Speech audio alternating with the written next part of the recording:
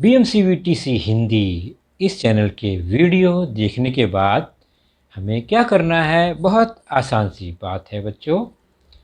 हमें सबसे पहले वीडियो के डिस्क्रिप्शन बॉक्स में जाना है और उसमें कुछ आसान से प्रश्न दिए गए हैं जिसका वीडियो आपने अभी देखा है और उसे हल करने का प्रयास कीजिए। उसके बाद उसी डिस्क्रिप्शन बॉक्स में इस वीडियो से संबंधित अपने मत व्यक्त कीजिए। गूगल फॉर्म द्वारा एक छोटा सा लिंक दिया गया है, उसे क्लिक करिए और उसमें एंट्री करिए। और अंत में जाते जाते हमें इस चैनल को लाइक करना है, सब्सक्राइब भी करना है ताकि आने वाले वीडियो की जानकारी आपको मिलती रहे। तो है ना आसान सा काम? चलिए देखते हैं अपना वीडियो।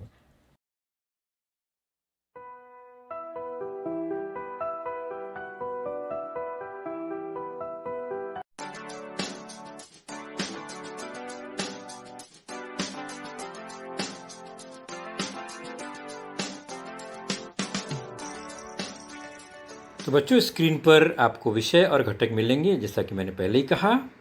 तो आज की हमारी ये कक्षा छठी है और इसमें हमारा आज का जो विषय है वह है सामान्य विज्ञान। आप पुस्तक को पहचान ही गए होंगे और इस पुस्तक के अंतर्गत हमारा आज का जो पाठ है वह है आपके पाठ्य पुस्तक में पाठ पहला, नेचुरल रिसोर्सेज। पाठ पहला, प्राकृतिक संसाधन। और मैं हूं आपका वर्चुअल मार्गदर्शक अजय कुमार मौर्य। और इस पाठ के अंतर्गत हमारा आज का जो प्रमुख घटक होगा वह होगा पानी। कौन सा घटक है? पानी। प्राकृतिक संसाधन 3 हैं, उसमें से एक घटक है पानी। हमारी आज की चर्चा इसी घटक से होगी। चलिए शुरू करते हैं। तो सबसे पहले बच्चों हमने जाना कि जो हमारा जीवमंडल है वह 3 मंडलों से बना है। जमीन भूमंडल, पानी जलमंडल और उसके ऊपर इर्द गिर्द आसपास वायुमंडल। तो वायुमंडल जिसमें हवा घटक है, जलमंडल जिसमें पानी घटक है और भूमंडल जिस पे जमीन है। ये तीनों मंडल मिलाकर पूरा जीवमंडल है हमारा, जिसमें सारे सजीव सृष्टि है। और इसी सजीव सृष्टि में ये तीनों घटक हवा, पानी और जमीन है जिन्हें हम प्राकृतिक संसाधन कहते हैं। तो इस पृथ्वी पर पानी और जमीन की अगर हम तुलना करें तो उसका अनुपात काफ़ी अंतर है दोनों में बच्चों। तो पानी का अनुपात बहुत अधिक है, 71%, 2/3। और जमीन का अनुपात है 29%, 1/3। तो पानी की मात्रा सबसे अधिक, जमीन की मात्रा कम है हमारी इस पृथ्वी पर। तो जमीन 29%, पानी जो है 71% है। तो ये है अनुपात में अंतर। तो आज हम जिस घटक पर चर्चा करेंगे वह है पानी। तो सबसे पहले सवेरे उठते ही बच्चों हम अपने आप को फ्रेश करने के लिए पानी का उपयोग ही करते हैं, यानी हमें पानी की याद आती है। तो चलिए हम देखते हैं कि एक व्यक्ति अपने दैनिक घरेलू उपयोग में कितना पानी खर्चा करता होगा। क्या आपको अंदाजा है? कभी आपने नहीं सोचा होगा। चलिए आज थोड़ा सा सोचते हैं। लगभग कितना खर्च करता है यह हमें अंदाज़ा लगाना है। स्नान करता है, पीने के लिए पानी का इस्तेमाल करता है, घर में फर्श की साफ सफाई के लिए पानी का उपयोग होता है, खाना बनाने में उपयोग होता है पानी का। दांत साफ करना, रोज़ हम लोग ब्रश करते हैं। कपड़े और बर्तन इत्यादि धोने में उसका उपयोग करते हैं। शौच स्वच्छता गृह में इसका उपयोग होता है। तो ऐसे बहुत सारे काम हम डेली रोज़ाना करते हैं, और उसमें कितना पानी खर्चा होता है, क्या अंदाज़ा आपने कभी लगाया है? तो हम अंदाज़ा लगाते हैं, स्नान करने में लगभग 55 लीटर पानी लग जाता है। पीने के लिए लगभग 5 लीटर पानी की आवश्यकता होती है। फर्श साफ सफाई के लिए 5 लीटर पानी लग जाता है। खाना बनाने में भी लगभग 5 लीटर पानी लग जाता है। दांत मुंह धोने में लगभग 2 लीटर पानी लग जाता है। कपड़े बर्तन धोने में 15 लीटर लगभग पानी लग जाता है। और शौच स्वच्छता गृह में दिन भर में लगभग 30 लीटर पानी खर्च हो जाता होगा। तो इसका मतलब एक व्यक्ति औसतन लगभग एक दिन में 100 से 125 लीटर पानी उपयोग में लाता है। यानी इतना पानी उसे रोज़ चाहिए एक व्यक्ति को। अगर घर में 4 व्यक्ति हैं तो 400 से 500 लीटर पानी हमें रोज़ चाहिए, है ना बच्चों? अजीब बात, हैरान कर देने वाली बात। और इतना पानी अगर हमें रोज़ चाहिए तो हमें कुल पृथ्वी पर उतना पानी भी तो होना चाहिए ना। चलिए जानते हैं कि पृथ्वी पर पानी जो है वह किस रूप में उपलब्ध है। क्या हम जिस रूप में लेते हैं पानी, तुरंत लिया पी लिया, क्या उसी रूप में उपलब्ध है? तो देखते हैं पृथ्वी पर पानी का वितरण। तो पृथ्वी पर जो पानी है हमारे लिए डायरेक्टली, सीधे तौर पर प्रत्यक्ष रूप में उपयोगी नहीं है, वह है समुद्र का पानी, सागर, महासागर। उसके बाद बहुत सारा हिस्सा भाग जो है वो पानी का बर्फ़ के रूप में है, खासकर ध्रुवों पर ये और हिमालय जैसे बर्फीले पहाड़ों पर। तो ये सब पानी जो है वो बर्फ़ के रूप में है। तो बहुत सारा पानी सागर, महासागर, बहुत सारा पानी बर्फ़ के रूप में जमा हुआ है। और उसमें कुछ पानी जो है वो ज़मीन के अंदर भूगर्भ के रूप में है। और हम इसे देखते हैं जब कुआं खोदते हैं, बोरवेल करते हैं, तो ज़मीन के नीचे हमें पानी मिलता है। और प्रत्यक्ष जो पानी हमें उपयोगी है, हम जिसका उपयोग कर लेते हैं सीधे तौर पर, वह नदी, नालों, झरनों के रूप में, वह पानी भी है पीने के लिए उपलब्ध पानी। तो पानी का वितरण कुछ इस तरह से हमारी पृथ्वी पर है, जिसमें सबसे कम जो पानी का उपलब्धता है वह पीने के लिए पानी, वो सबसे कम है।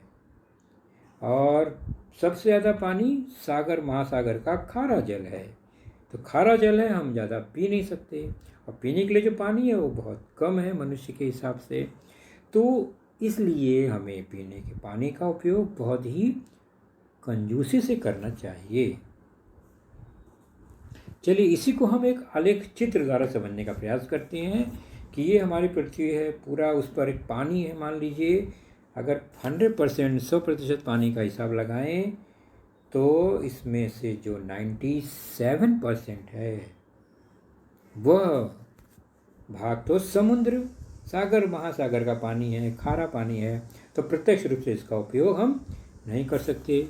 बचा हुआ जो 2.7% है वह बर्फ़ के रूप में और भूगर्भ का पानी है, जिसका भी उपयोग हम सीधे तौर पे नहीं कर सकते।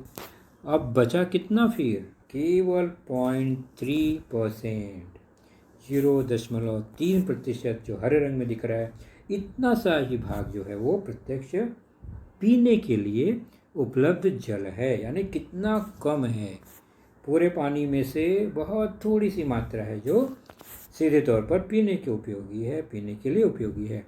तो ये है बर्फ़ के रूप में भूगर्भ का जल, लाल वाला, और ये है ग्रीन वाला जो है पीने के लिए पानी। कितना कम है पूरे पानी की अनुपात से अगर हम इसकी तुलना करें।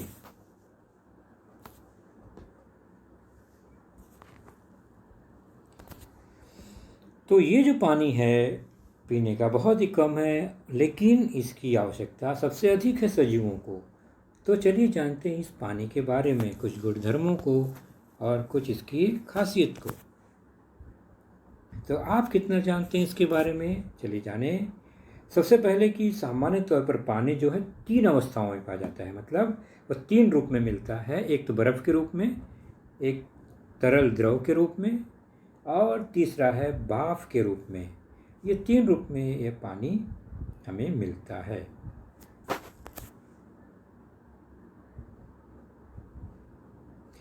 पानी का अपना कोई रंग तो नहीं होता। आपने देखा ना, पानी का रंग नहीं होता। आप क्लियर ग्लास में देखिए, कोई रंग दिखाई नहीं देगा।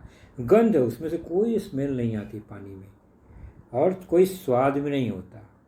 तो हमें जो गंध मिलती है वो उसमें हो सकता है कोई केमिकल हो, कुछ दवा हो, जिसकी वजह से हमें थोड़ा थोड़ा गंध लगता है। और स्वाद भी नहीं होता, लेकिन हमें ऐसा लगता है कुछ स्वादिष्ट है, मीठा है, तो उसमें कुछ न कुछ और लवण मिले होते हैं, इसलिए उसका हमें स्वाद लगता है। तो सामान्य तौर पर, मूल तौर पर पानी का अपना कोई रंग नहीं होता, गंध नहीं होता, और स्वाद भी नहीं होता। और पानी की खासियत है कि इसमें बहुत सारे पदार्थ घुल जाते हैं। नमक, शक्कर, मिट्टी, पता नहीं, इतने बहुत सारी चीज़ें हम देखते हैं, रंग पानी में घोल लेते हैं, है ना। तो पानी में बहुत सारा जो पदार्थ है वो घुल जाता है, इसलिए यह एक वैश्विक विलायक है। आपको जानकर आश्चर्य होगा बच्चों कि प्राणियों के रक्त, यानी हमारे खून में, और जितने प्राणी उनके खून में, और वनस्पतियों के रस द्रव में पानी की मात्रा अधिक होती है। अर्थात सजीवों में भी पानी द्रव के रूप में होता है, जिससे वह जीवित रहता है और अपना काम सुचारू रूप से चलाता है। पानी को जीवन कहा जाता है। क्यों? क्योंकि इसके बिना कोई भी सजीव जीवित नहीं रह सकता। तो पानी एक जीवन भी है, यानी हम उसको जल ही जीवन कहते हैं ना। तो इसलिए क्योंकि जल नहीं तो जीवन समाप्त। हमारे इस पूरे ब्रह्मांड में किसी भी ग्रह पर पानी नहीं है, इसलिए हम यह कह सकते हैं कि वहाँ पर कोई सजीव भी नहीं होगा। तो ये रही पानी के बारे में एक सामान्य जानकारी। अब चलते हैं पीने के पानी के बारे में जानकारी लेते हैं कि पृथ्वी पर पीने का पानी हमें कहाँ कहाँ से मिलता है तो बहुत थोड़ा, फिर भी वो कहाँ कहाँ से मिल सकता है। तो ये प्रमुख स्रोत है बरसात का, बारिश का, और इसी स्रोत से फिर हमें बहती नदियाँ, झरने, झील, तालाब, झरने, इन सब में पीने का ही पानी है। नदियों में बहता पानी भी यही है। तो बारिश का जल, उसके बाद नदी, झरना, झील, तालाब, बरसाती नाले, इन सब से हमें पीने का पानी उपलब्ध हो जाता है। तो पानी हमें ऐसा लगता है कि बहुत है, लेकिन आपको पृथ्वी पर ऐसे बहुत जगह दिखाई देंगे बच्चों जहाँ पर पानी बिल्कुल नहीं है, रेगिस्तान है। तो पानी की मात्रा बहुत कम है, और पीने की पानी की मात्रा हम कम है, मतलब पीने का पानी बहुत कम है। वैसे तो सागर जल बहुत अधिक है।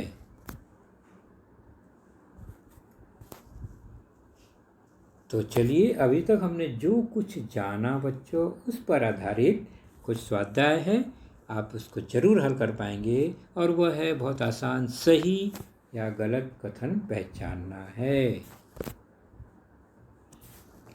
तो पहला कथन, पृथ्वी पर पीने का पानी बहुत अधिक मात्रा में है, सही है गलत?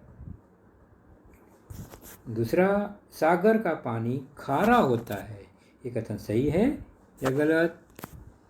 और तीसरा, वर्षा का पानी मीठा होता है। मीठा पानी का मतलब बच्चों पीने योग्य पानी।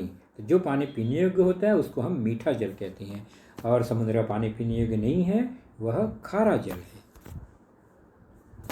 चौथा, पानी का उपयोग कंजूसी से नहीं करना चाहिए, क्या ये सही है या गलत? कुएं में भूगर्भ का पानी होता है, कुआं आपने देखा है, तो उसमें भूगर्भ का पानी होता है, क्या ये कथन सही है या गलत? और आखिरी है, पृथ्वी के पानी का 97% जो भाग है वह मीठा जल है। क्या सही है ये? ध्यान से सोचिए, पृथ्वी के पानी का 97% भाग मीठा है। क्या ये कथन सही है या गलत? तो इन सभी 6 के 6 प्रश्नों को अपने नोटबुक में लिखिए और सही और गलत। तो बच्चों, आपने देखा आज का लेसन, उसके प्रमुख मुद्दों को ध्यान से बार बार दोबारा देखकर समझने का प्रयास कीजिए, क्योंकि एक बार देखने पर किसी को भी वो पूरा मुद्दा समझ में नहीं आता। तो जैसे ही हम 2 बार 3 बार देखेंगे तो हमें वह समझ में आने लगेगा। और इसके आगे की जानकारी जो होगी बच्चों, वह निश्चित ही हमारे अगले वीडियो में होगी। तो उस वीडियो को देखने के लिए, उसकी सूचना प्राप्त करने के लिए जो नीचे सब्सक्राइब का बटन होता है उसे ज़रूर प्रेस कीजिए और नोटिफिकेशन ऑन रखिए, ताकि जैसे ही हमारा लेसन चैनल पर डाला जाएगा आपको वह तुरंत प्राप्त होगा। तो अपना ख्याल रखिए, सुरक्षित रहिए। Thank you.